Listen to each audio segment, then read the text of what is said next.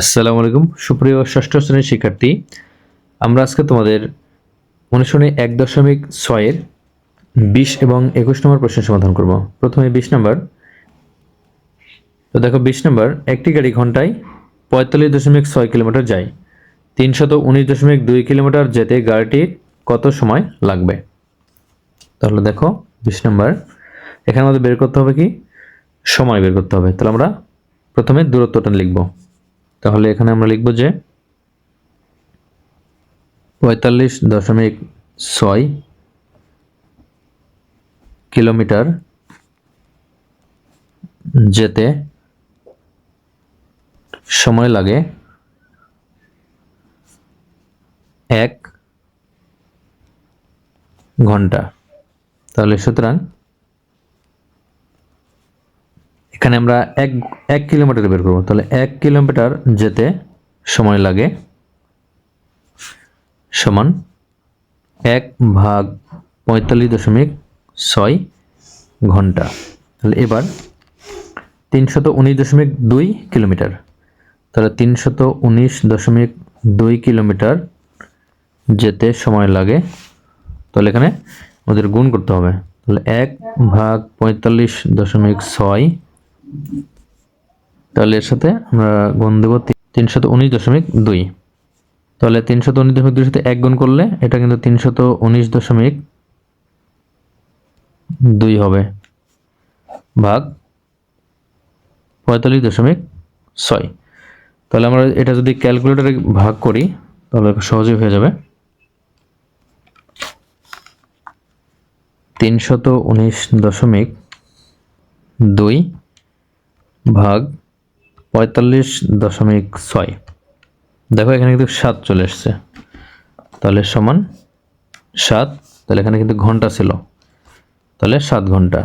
তাহলে সুতরাং 319.2 কিলোমিটার যেতে সময় লাগবে 7 ঘন্টা। এটা হচ্ছে 20 নম্বরের উত্তর। এখন 21 নম্বর। তো দেখো 21 নম্বর বলা আছে, একজন শিক্ষক 60.60 টাকা ডজন দরে 722.15 টাকার কমলা কিনে 13 জন শিক্ষার্থীর মধ্যে সমানভাবে ভাগ করে দেন। তাহলে প্রত্যেক শিক্ষার্থী কয়টি করে কমলা পাবে? তাহলে 21 নম্বর, আমাদের 722.15 টাকায় যতগুলি কমলা পাওয়া যাবে আমরা এই কমলাটির সংখ্যা বের করব। তাহলে এখানে আমরা জানি যে 1 ডজন সমান 12টি। তাহলে 1 ডজন 12টি। তাহলে এখানে 12টি কমলার দাম কিন্তু 60.60 টাকা বা 60.60 টাকা। তাহলে আমরা প্রথমে একটি কমলার দাম বের করব। তাহলে সুতরাং 12টি কমলার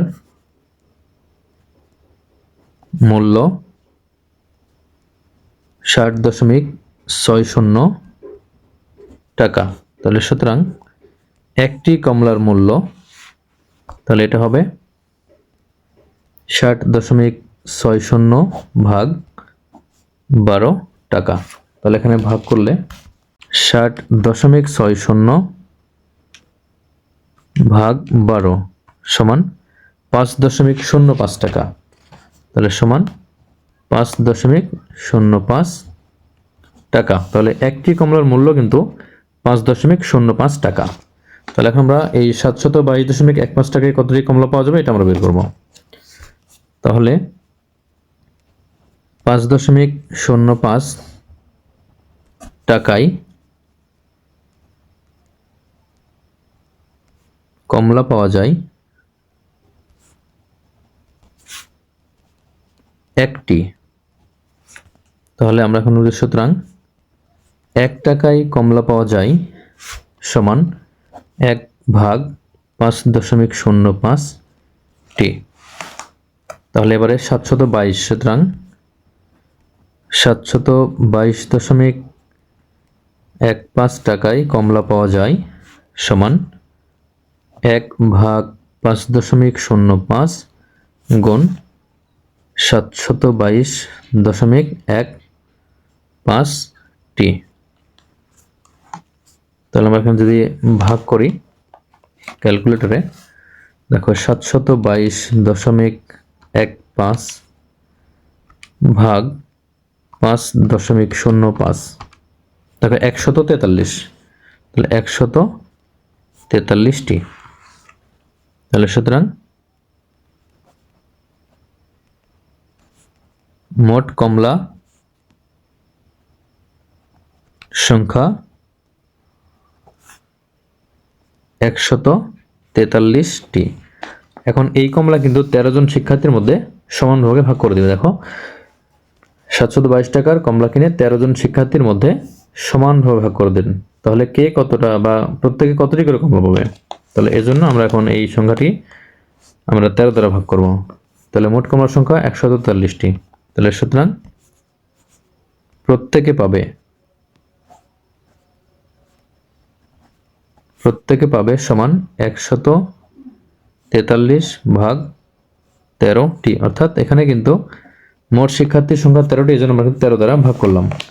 তাহলে এখানে আমরা যদি ভাগ করি 143 ভাগ 13 11টি, তাহলে সমান 11টি। তাহলে প্রত্যেকে কমলা পাবে 11টি। তাহলে এটাই হবে 21 নম্বরের উত্তর।